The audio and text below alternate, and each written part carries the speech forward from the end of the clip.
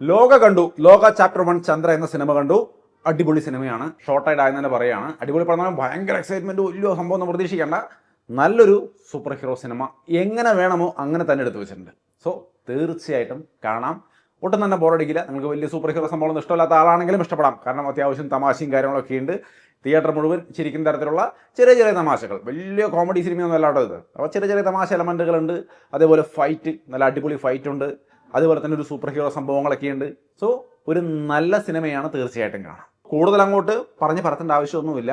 കല്യാണി ആയാലും ബാക്കിയുള്ളവരായാലും നസ്ലിനായാലും ഒക്കെ അവരവരുടെ റോളുകൾ അടിപൊളിയായിട്ട് ചെയ്തു വെച്ചിട്ടുണ്ട്. പിന്നെ കുറേ കാമിയോ റോളുകളുണ്ട്.